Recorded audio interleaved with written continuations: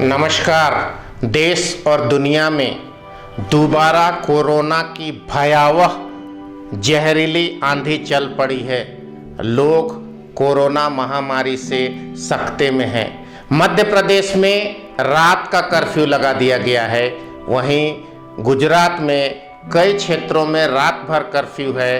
वहीं गांधीनगर और सबसे प्रतिष्ठित शहर गुजरात का अहमदाबाद 60 घंटे के लिए कर्फ्यू में चल रहा है। लोगों का जनजीवन ठप है। जी हाँ, कोरोना ने पिछले साल 2019 के दिसंबर के अंतिम सप्ताह में चीन के वुहान शहर से फन फैलाना प्रारंभ किया।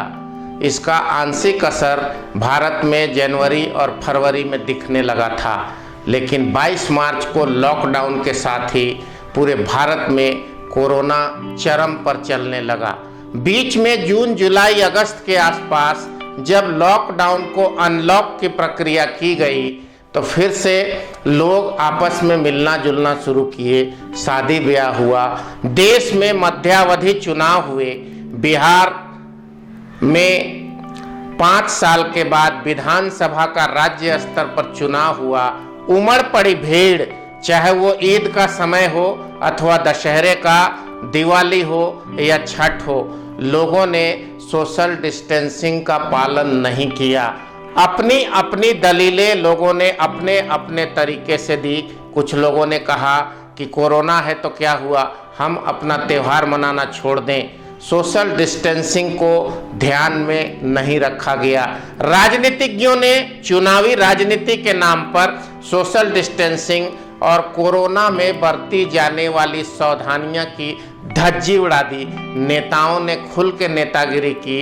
चुनाव जीते, चुनाव हारे, पर नेतागिरी उनका खूब चमका पिछले महीनों। दुष्परिणाम ये हुआ कि कोरोना जब पराकाष्ठा में भारत में अप्रैल मई के महीने में थी, उससे अधिक रौद्र रूप धारण करके पूरे भारत देश में वर्तमान समय में कोरोना फैल चुकी है। राष्ट्रीय राजधानी नई दिल्ली की बात करें तो आज 22 नवंबर है, कल 21 नवंबर है। पिछले 24 घंटे के अंदर केवल दिल्ली में 198 लोगों की कोरोना से मौत हुई है। कोरोना को हल्के में न लें। मैं आपसे सृष्टि रक्षा चैनल की ओर से प्रार्थना करना चाहता हूं कि बहुत ज़रूरी काम हो तभी घर से बाहर निकलें। जब आप घर से बाहर जाते हैं तो उचित सावधानी बरतें। किसी भी जाने अनजाने व्यक्ति से स्पर्श न करें, टच न करें। सोशल डिस्टेंसिंग का पालन करें। भीड़ भाड़ के इलाके में जाने से बचें। यदि आपका काम नहीं जाने से, टेलीफोन से या अन्य माध्यम से हो जाता है तो उस तरीके से अपने काम को संपन्न करने का प्रयास करें। दैनिक जीवन में अपने घर की स्वच्छता को बनाए रखें। अच्छे किस्म के साबुन से हाथ को धोते रहें। सैनिटाइजेशन के नाम पर इस तरह का सैनिटाइजेशन लिक्विड का इस्तेमाल कम से कम करें। वो केमिकल आपके नसों को नुकसान पहुंचाता है।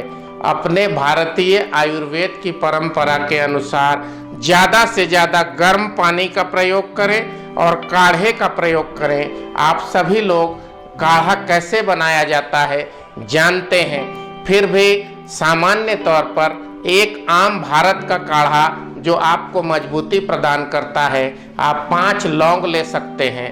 अदरक का 10 ग्राम का एक टुकड़ा ले सकते हैं।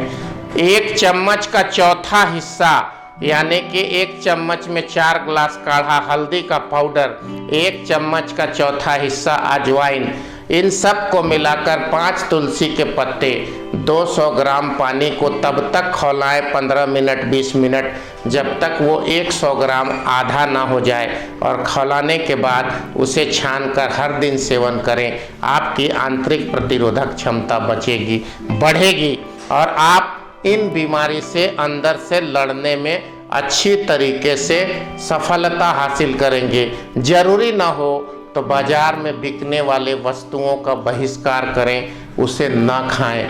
बहुत भूख लगे तो अच्छे किस्म के फल का चुनाव करें या ऐसी वस्तु को खरीदें जो हार्मफुल नहीं है, हानिकारक नहीं है।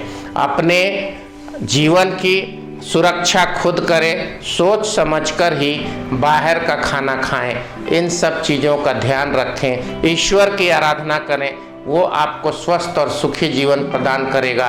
कोरोना महामारी से लड़ने के लिए हमें खुद को तैयार करना होगा। आंतरिक प्रतिरोधक क्षमता, इंटरनल इम्यूनिटी सिस्टम को बढ़ाना होगा। खाद्य पदार्थों का चुनाव सही तरीके से करना होगा। लोगों को जागरूकता पैदा करनी होगी। अचानक से रातों रात कोई इंजेक्शन आकर हमारे शरीर में वो इंजेक्शन लेने से तुरंत कोरोना समाप्त हो जाएगा, ऐसी कोई बात नहीं दिखती, क्योंकि कोरोना का वैक्सीन भी दुनिया में अभी अनुसंधान के तौर पर चल रहा है, रिसर्च के स्टेज में चल रहा है। इसे जमीनी स्तर पर जन जन तक आने में वर्षों लग सकते हैं। इसीलिए हमें आपकी चिंता है। सावधानी बरतें, अपने दैनिक जीवन को सुरक्षित ढंग से चलाएं। कोरोना महामारी को हम सिर्फ आपके और अपने प्रयासों से ही कुचल सकते हैं। आपका जीवन स्वस्थ रहे, प्रसन्न रहे। इन्हीं शुभकामनाओं के साथ मेरे इस चैनल को आप ज़्यादा से ज़्यादा सब्सक्राइब करें। नमस्कार, वंदे मातरम।